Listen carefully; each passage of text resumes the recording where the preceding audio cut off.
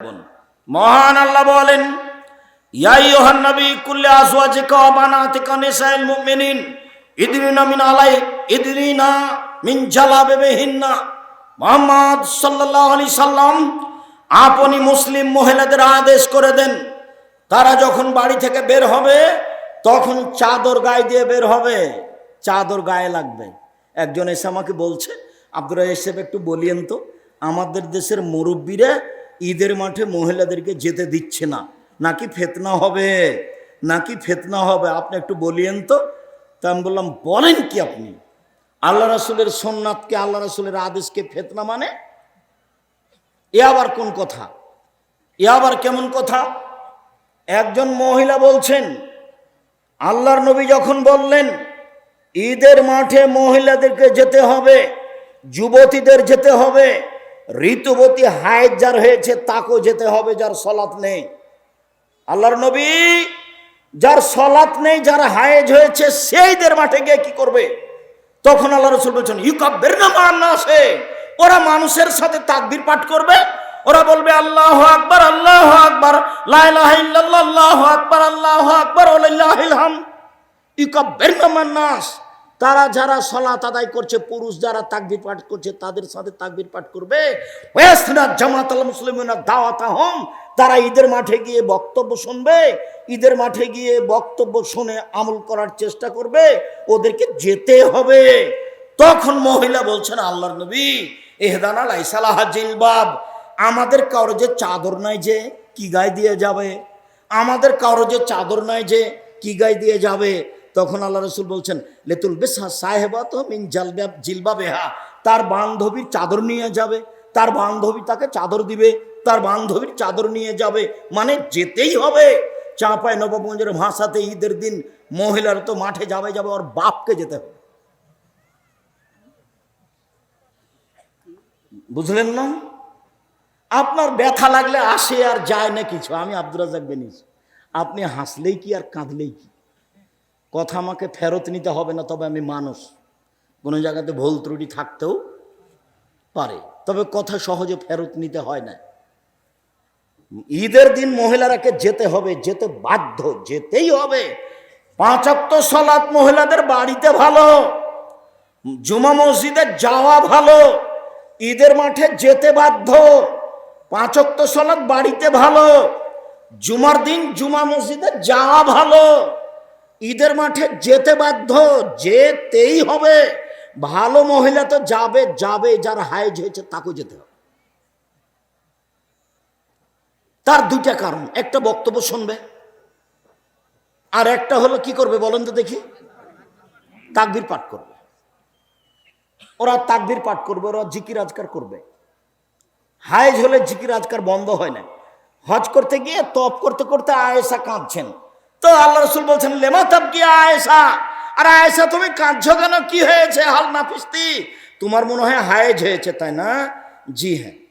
আর চিন্তা করো না, এইটা আল্লাহ আদমের মেয়েদের উপরে ফরজ করে দিয়েছে, এখানে কিছু করার নেই, এটা হবেই। শোনো, ইসলামে আসল হাজ, হাজিরা যা করছে তাই করো, হাজিরা যা করছে তাই করো। তবে ওলা তাতুফি ইল্লা বাইত, ওলা তাতুফাই তাতুফাল বাইত, তবে বাইতুল্লাহ তওয়াফ করবো না, তওয়াফ ব্যতীত সব কিছু করো, সলাৎ ব্যতীত সব কিছু করো। হাইজের কারণে 2টা কাজ করতে পারবে না, 1 সলাৎ, 2 তওয়াফ, এই 2টা করবে না।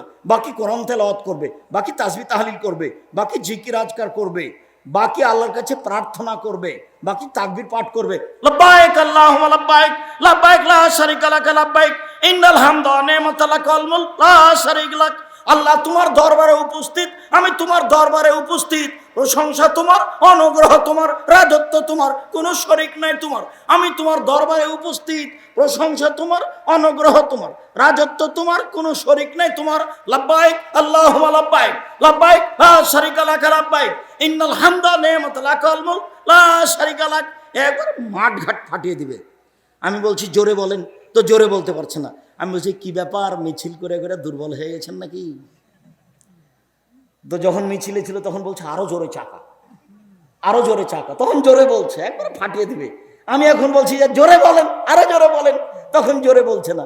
মানে কি ব্যাপার? আল্লাহর নবী বলছেন, জিবরাইল আমাকে বললেন, মুহাম্মদ সাল্লাল্লাহু আলাইহি সাল্লাম আপনি আমার উম্মতকে আদেশ করেন ওরা যেন ইহরাম বাঁধে জোরে, লাব্বাইক উমরাতান, আমি উমরার জন্য উপস্থিত। একবার চিৎকার করে ফাটিয়ে দিবে, আর একবার চিল্লিয়ে বলবে, লাব্বাইক আল্লাহুম্মা লাব্বাইক, লাব্বাইক লা শারিকা লাক লাব্বাইক, ইন্নাল হামদা ওয়া নি'মাতা লাকাল মুলক লা শারিকা লাক, এভাবে বলবে। এটা আদেশ করছেন জিবরাইল আল্লাহর নবীকে, যে আল্লাহ এভাবে বলতে বলছে। মহিলার হজ করতে গেছে, হাইজ হয়েছে, তওয়াফ করবে না, হাইজ হয়েছে সালাত আদায় করবে না, বাকি হাজিরা যা করছে তাই করবে। কোরআন তেলাওয়াত করবে, তাসবিহ তাহলিল করবে, জিকির আজকার করবে, তাকবীর পাঠ করবে, তালবিয়া পাঠ করবে। সম্মানিত দিনী ভাই বোন, এবার আবার ফিরে আসি। মহান আল্লাহ বলেন, ওয়াইদা সালতুমুহুন্না মাতান ফাসআলুহুন্না মিন ওয়ারাই হিজাব।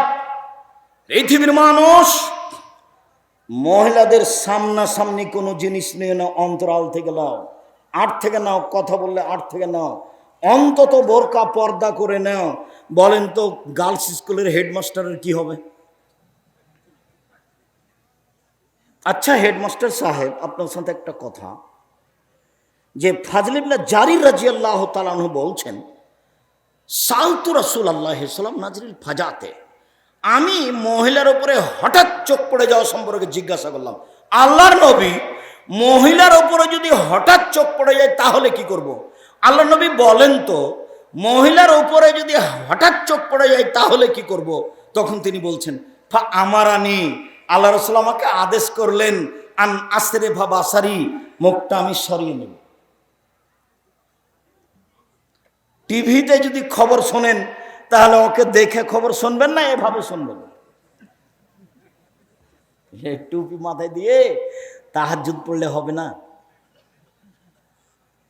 ওই তাহাজ্জুদের ওই তাসবিহ দেখাতে হবে না, অন্তর থেকে উপরওয়ালার ভয় থাকতে হবে। ভালোকে ভালো মনে করতে হবে, খারাপকে খারাপ মনে করতে হবে। তখন মনে করতে হবে এখন ঈমান আমার কাজ করছে, নইলে ঈমান কাজ করবে না। ঈমান যত বেশি হবে পাপ তত কম হবে, ঈমান যত কম হবে পাপ তত বেশি হবে। এই ছেলে,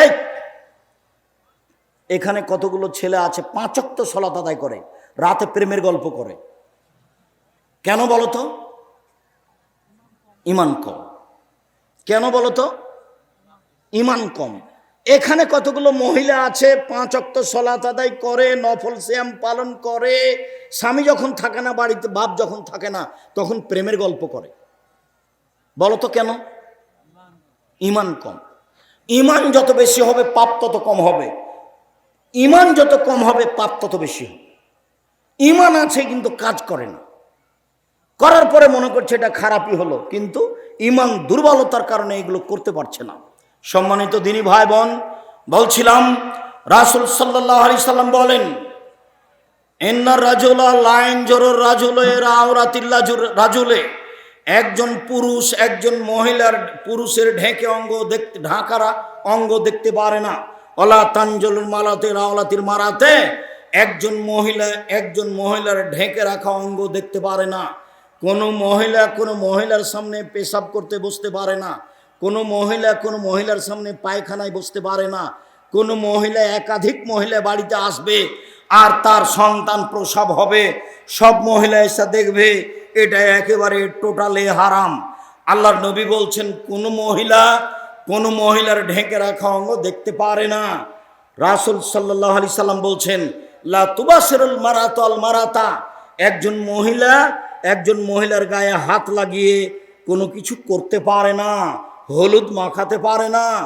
হলুদ মাখা হারাম নয়, হলুদ মাখতে পারে, তার মা মাখাবে, তার খালা মাখাবে, তার ফুফু মাখাবে, তার দাদি মাখাবে, তার বোন মাখাবে, কিন্তু অন্য কোনো গ্রামের মহিলা হাত মাখাতে পারে, হলুদ মাখাতে পারে না। চাচাতো বোন, খালাতো বোন, ফুফাতো বোন, চাচাতো বোন, খালাতো বোন, ফুফাতো বোন যদি হলুদ মাখায় তাহলে তার হাতটা কেমন নরম, শরীরটা কেমন নরম, চুলগুলো কেমন দেখতে পাবে। তখন সে তার স্বামীর সামনে বলবে, ফাতেমার শরীর হাত এতই নরম। তখন তার স্বামী তাকে অন্তরের চোখে দেখবে। একটা মহিলাকে অন্তরের চোখে দেখা হারাম। বলেন তো কেমনে এভাবে হেডমাস্টারই চলে? বলো তো তুমি, তোমার বড় মোবাইলটা কেমনে চলে? কান ধরতে হবে তোবার জন্য এটা নয়, কিন্তু শক্ততার জন্য ধরে বলবে আস্তাগফিরুল্লাহ ওয়া আতুবু ইলাইহি। মোবাইল চিরদিনের জন্য তোকে ত্যাগ করলাম রে, মোবাইল তোকে চিরদিনের জন্য ত্যাগ করলাম। আপনি বলেন বিচারের মাঠে কয়েকটা সুবিধা আছে, আর তার একটা সুবিধা হলো এই, যখন বিচারের মাঠে কোনো ছায়া থাকবে না আল্লাহর ছায়া ছাড়া, তখন তুমি এই ছায়ার নিচে থাকতে পাবা। কেন? আল্লাহর নবী বলেছেন, কোন মহিলা যখন কোনো পুরুষকে জেনার প্রস্তাব দেয়, তখন মহিলা বলে, পুরুষ বলে, আমি আল্লাহকে ভয় করি, তোমার সাথে কথা বলবো না। তখন এই লোকটা বিচারের মাঠে কোথায় থাকবে? বিশেষ ছায়াতলে। শোনো, যে কোনো বিপদ থেকে বেঁচে যাবা, প্রেম বন্ধ করো, কথা বলা বন্ধ করো, যে কোনো বিপদ থেকে বেঁচে যাবা। যে কোনো বিপদ দেখবা, যেটা তোমার জানা আছে, ওই যে তিনজন লোক রাস্তায় যাচ্ছিল না, বৃষ্টি আসলো, তখন পাহাড়ের গর্তে ঢুকে গেল, ঢুকতে একটা পাথর এসে মুখে পড়লো। তিনজনের একজন বলল, বাপ মাকে ভালোবাসি, পাথরটা সরিয়ে দাও, কিছু সরে গেল। তিনজনের একজন বলল, একটা লোককে কাজে নিয়েছিলাম, আর খুব বেশি অভ্যাসী, সে পায়খানা তো মোবাইল নিয়ে যায়। মোবাইল বন্ধ করে শুয়েছে, 2 মিনিট পরে থাকতে পারেনি, আবার খুলেছে। মোবাইল হচ্ছে নেশা। মোবাইলের আরেকটা নাম হলো জেনা। যেখানে বড় মোবাইল আছে, বড় সাইজের যেগুলো, সেগুলো নিরাপদ নয়। অতএব তোমার বোন সেখানে আছে। ঘটনা লুকিয়ে রেখে কোনো লাভ নেই। আজকে লুকিয়ে রাখলে কালকে তো লুকিয়ে রাখা যাবে না। কি করে সম্ভব? তা সম্ভব নয়। রাসূল সাল্লাল্লাহু আলাইহি সাল্লাম বলছেন, কুল্লু বানি আদম ইয়াতাকাল্লাম মা রাব্বাহু মা রাব্বিহি। আদম সন্তান সবাই তার প্রতিপালকের সাথে কথা বলবে। লাইসা বাইনাহু ওয়া বাইনাহু তারজুমান। কোনো অন্তরাল থাকবে না, দোভাষী থাকবে না। কোনো অন্তরাল থাকবে না, দোভাষী থাকবে না। কোনো অন্তরাল থাকবে না, দোভাষী থাকবে না। আল্লাহ যা বলবেন আপনি তা বুঝবেন, আপনি যা বলবেন আল্লাহ তা বুঝবেন। এই সময় যখন কথোপকথন শুরু হবে, ফায়ানজুরু আইমানা মিনহু, সে তখন তার ডান দিকে দেখবে।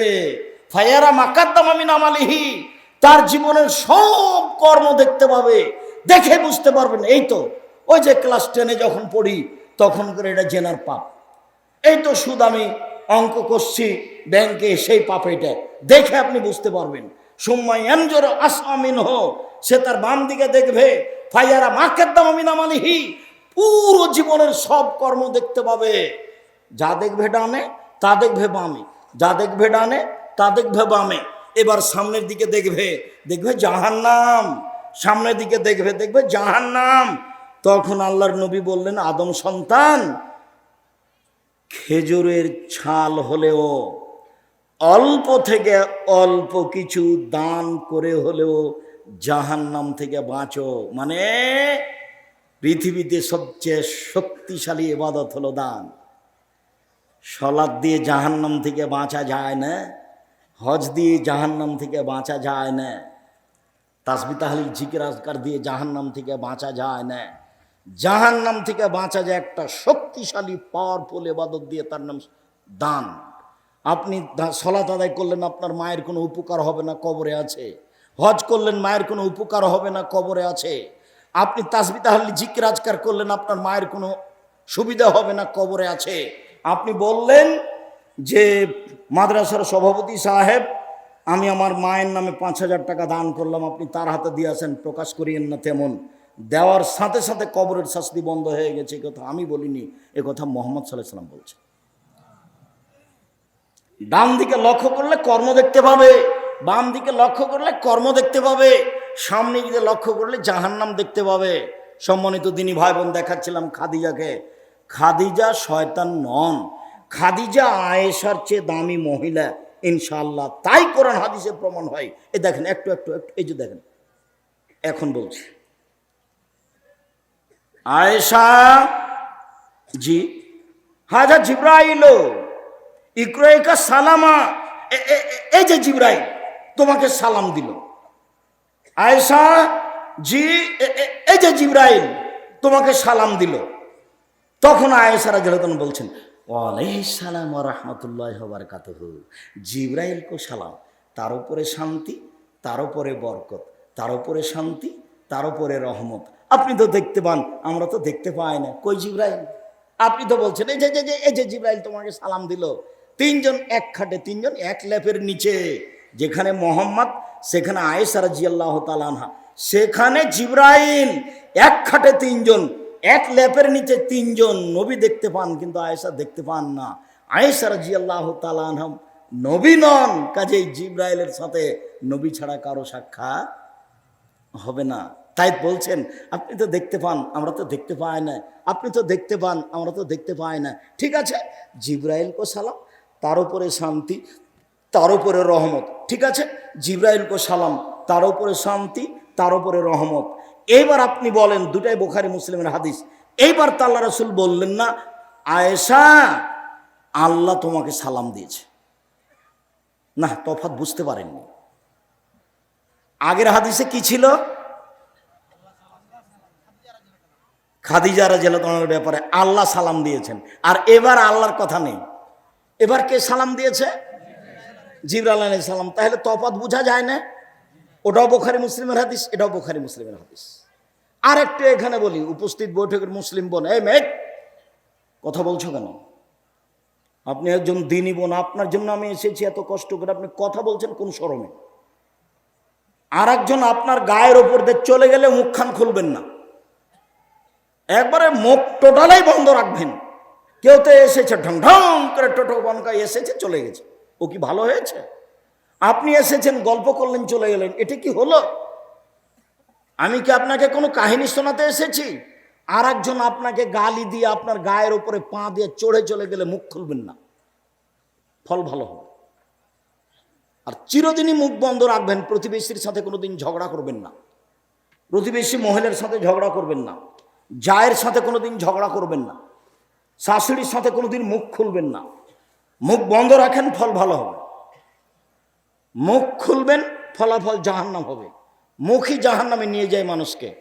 আল্লাহ নবী বলছেন সঙ্গী সাথী বলতে পারো মানুষকে পিছন দিক থেকে ধাক্কা মেরে জাহান্নামে নিক্ষেপ করে কি? সঙ্গী সাথী বলতে পারো মানুষকে পিছন দিক থেকে ধাক্কা মেরে জাহান্নামে নিক্ষেপ করে কি?